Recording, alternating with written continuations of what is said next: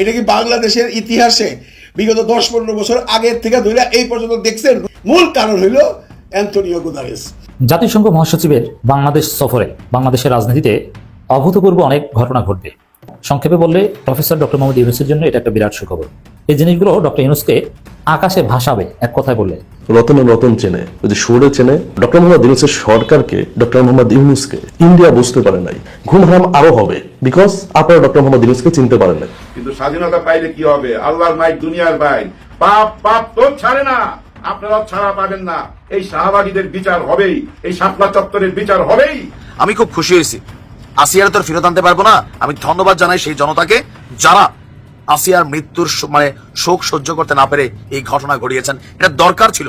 পরবর্তী সময় সারা বাংলাদেশের দর্শকদের জন্য একটা বার্তা যে তোমাদের জন্য ঠিক এই দিন অপেক্ষা করছে।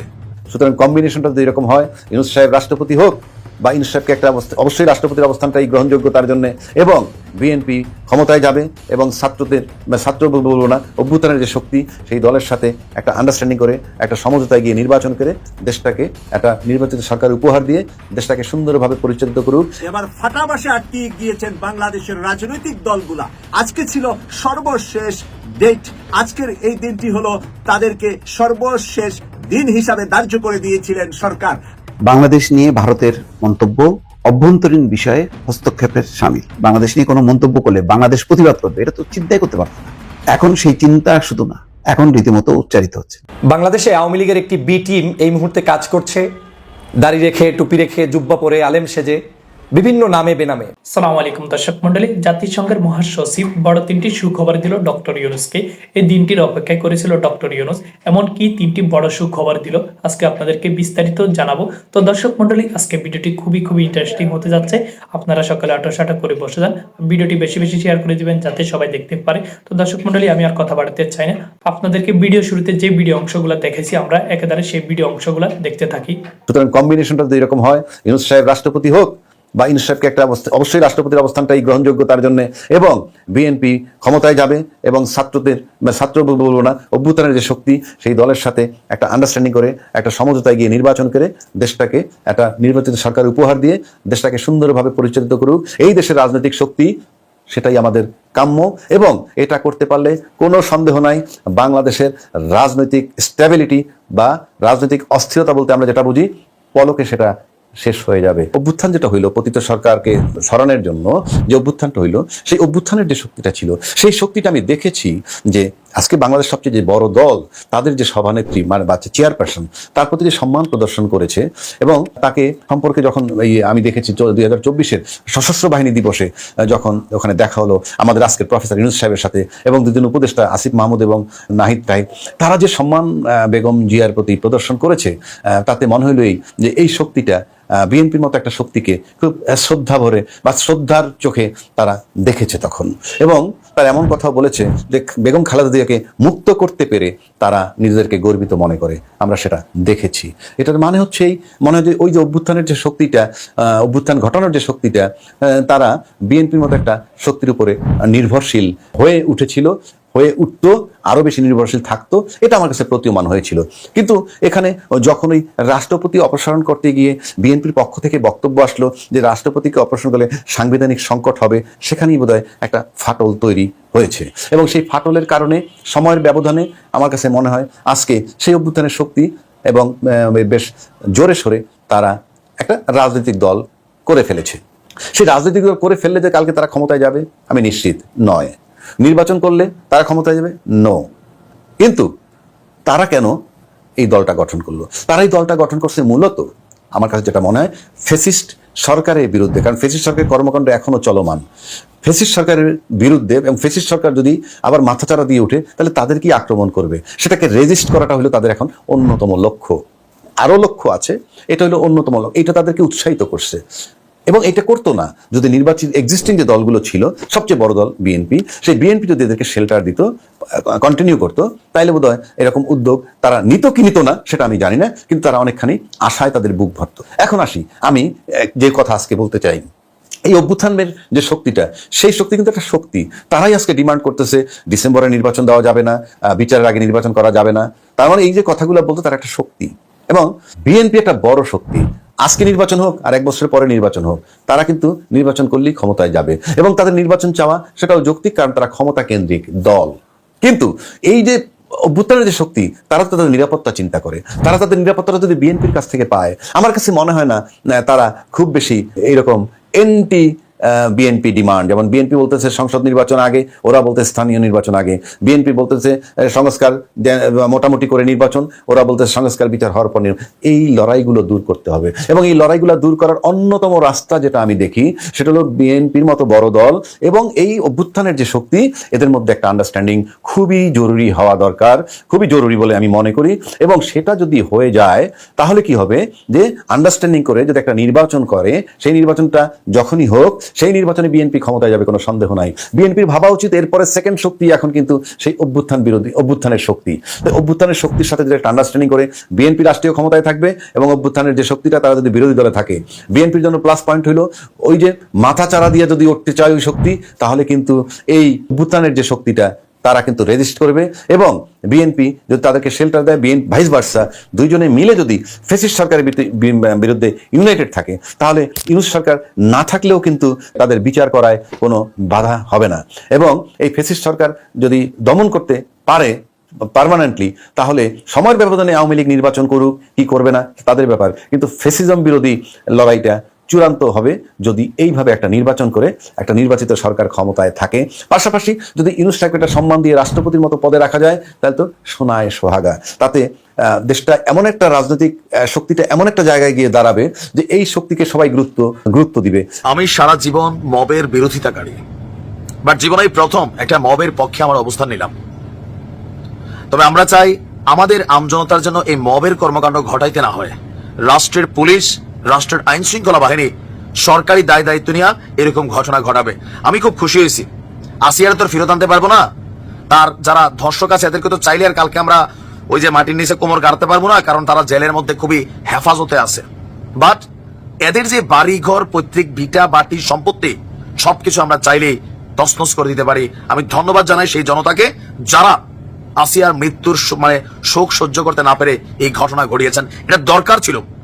পরবর্তী সময় সারা বাংলাদেশের ধর্ষকদের জন্য একটা বার্তা যে তোমাদের জন্য ঠিক এই দিন অপেক্ষা করছে। তুমি ঘটাবা, তুমি মনে করবা আমি জেলে আছি, আমার বউ বাচ্চা বাড়িঘর নিরাপদ থাকবে। No, never. গোষ্ঠী সব আমরা রফা দফা করে দিব, এটা করা উচিত।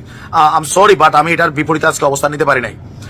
আপনার সিএমএচে আমাদের আসিয়া যখন না ফেরার দেশে চলে গেছে, অলরেডি তাকে তার যে আদি নিবাস শ্রীপুরের সোনাইকুণ্ডিতে জানাজা শেষে ছোট্ট দেহটাকে দাফন করা হয়েছে। আমার পশম দাঁড়া যাচ্ছে, চোখে পানি আসতেছে, কারণ আমার নিজের একটা মেয়ে আছে ভাই, ছোট্ট 9 বছরের ইলিয়া, নাইম ইলিয়া। আপনারা যে অংশটা দেখেন, ইলিয়া হচ্ছে আমার মেয়ের নাম। একজন বাবার কাছে তার কন্যা দুনিয়ার সবচেয়ে বড় একটা সম্পদ, যার যার অবস্থান থেকে কলিজার টুকরো সন্তান। এখন এই ঘটনা ঘটার পর যখন তাকে গ্রামের বাড়িতে নেওয়া হয়েছে, হাজার হাজার মানুষ এখানে আপনার এই জানাজায় অংশগ্রহণ করছে। এরপর এই ঘটনায় অভিযুক্ত তার যে বোনের জামাইয়ের বাড়ির, শ্বশুরের বাড়িটারি যারা আছে, এদের বাড়িতে বিক্ষুব্ধ জনতা আগুন দিয়েছে। রাত 8:45টার দিকে বাড়িটি আগুন দিয়ে জ্বালিয়ে দেওয়া হয়েছে। আমরা মনে করি যে এটা খুবই পারফেক্ট একটা সিদ্ধান্ত নিয়েছে। তবে এখানেই শেষ না, এখানে আমরা শেষ হইতে চাই না। গোসা ক্ষোভ থেকে আসলে কথাগুলো আসে। আমি আমার ব্যক্তিগত জীবন থেকে বলি না যে আমি সবসময় আইনের শাসন প্রতিষ্ঠার পক্ষে। ডক্টর ইউনূস সরকারের প্রতি আমার একটা বিশেষ আবেদন। দেখেন, সংস্কার শব্দটা মানুষের অ্যালার্জি শব্দ কিন্তু বানাই ফেলছেন। বাট একটা কাজ করেন স্যার, ডক্টর আসিফ নজরুল, আপনি একটা কাজ করেন, আপনাকে জনতার কাঠগড়ায় কিন্তু দাঁড়াইতে হবে, এটা মনে রাখেন। আপনারা যা করছেন রাজনৈতিক দলগুলো আপনাদেরকে ছাড়বে না, বাট জনগণকে আপনারা পাশে পাবেন। একটা কাজ করেন, আসিয়ার দিয়ে যাত্রা করেন। এরকম কোন ঘটনা করবা, কোন ধরনের ছাড় নাই, অন স্পট ঘটনা প্রমাণিত, ধরে আসো রেসকোর্স ময়দান, সারা বাংলাদেশের ক্যামেরা সেট করো, এদের নুনু লাগায় 2-3 কেজি ইট লাগাই দাও, তারপর পুরো শরীরে লবণ মরিচ আরামসে লাগাই দাও। তারপর চিল আসবে, কাক আসবে, শকুনি আসবে, এরা বলবে আল্লাহ আমার নিয়ে যাও, কিন্তু কেউ নিবে না। সারা পৃথিবী তাকায় দেখবে এদের পরিণতি কি হয়। একটা বিচার শুধু করেন, বন্ধ হয়ে যাবে। আপনি লোমের আইন দিয়ে বন্ধ করতে পারবেন না স্যার। জাতিসংঘ মহাসচিবের বাংলাদেশ সফরে বাংলাদেশের রাজনীতিতে অভূতপূর্ব অনেক ঘটনা ঘটবে এবং সংক্ষেপে বললে প্রফেসর ডক্টর মোহাম্মদ ইউনূসের জন্য এটা একটা বিরাট সুখবর। প্রফেসর ইউনূসের যে সংস্কার চেষ্টা, এই জন্য তার যতদিন ক্ষমতায় থাকার প্রয়োজন সংস্কার করার জন্য, দেশকে কাঙ্ক্ষিত লক্ষ্যে পৌঁছানোর জন্য, নানান রাজনৈতিক চাপ বা দেশি বিদেশি চাপ বা ষড়যন্ত্র উপেক্ষা করে যতদিন ক্ষমতায় থাকা উচিত ততদিন ক্ষমতায় থাকতে জাতিসংঘ মহাসচিবের এই সফর তাৎপর্যপূর্ণ ভূমিকা পালন করবে। ডক্টর ইউনূসকে আরো টেকসই করবে, আরো শক্তিশালী করবে। হাসিনা বা অনেক নির্বাচিত সরকারের ভাগ্যে জোটেনি জাতিসংঘ মহাসচিবকে বাংলাদেশে আনা, এটা সবাই পারে না। আর ডক্টর ইউনূস দায়িত্ব নেওয়ার কয়েক মাস পরেই জাতিসংঘ মহাসচিব বাংলাদেশে চলে আসলেন।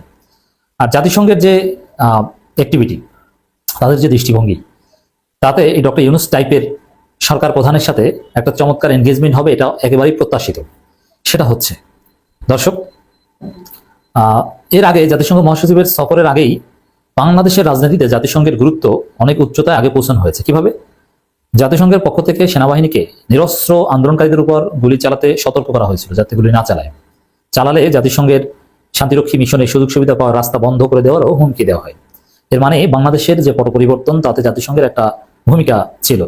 এবং হাসিনার যে গণহত্যা, আওয়ামী লীগের যে গণহত্যা, তার তদন্ত প্রতিবেদনও জাতিসংঘ মহাসচিব আসার আগেই তারা পাবলিশ করেছে মানবাধিকার কমিশনের ফ্যাক্ট ফাইন্ডিংস মিশন। এই বিষয়গুলো বাংলাদেশের রাজনীতিতে জাতিসংঘকে অনেক বেশি প্রাসঙ্গিক করেছে, প্রাসঙ্গিক করে গ্রাউন্ড তৈরি করে তারপরে প্রফেসর ইউনূস এসেছেন।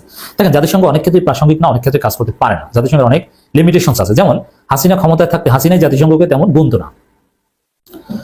ওবায়দুল কাদের জাতিসংঘের কার্যকারিতা নিয়ে তুচ্ছতাচ্ছিল্য করতেন এবং জাতিসংঘ নখদন্তহীন বাঘ এরকম কথাবার্তা বলতেন যে এদের কিছু হয় না, এরা কিছু করতে পারবে না। হ্যাঁ, অনেক ক্ষেত্রেই পারে না, জাতিসংঘের কোনো নিজস্ব পুলিশ ফোর্স বা আর্মি ফোর্স নেই, তাদের সিস্টেমেটিক অনেক লিমিটেশনস আছে, কিন্তু অনেক ক্ষেত্রে অনেক অঘটন ঘটাতে পারে বা অনেক বড় কিছু করতে পারে। তো বাংলাদেশের রাজনীতিতে তারা অলরেডি বড় কিছু করার সক্ষমতা গ্রাউন্ড তৈরি করেছে। এখন ডক্টর ইউনূসের সাথে সফরে এসেছে।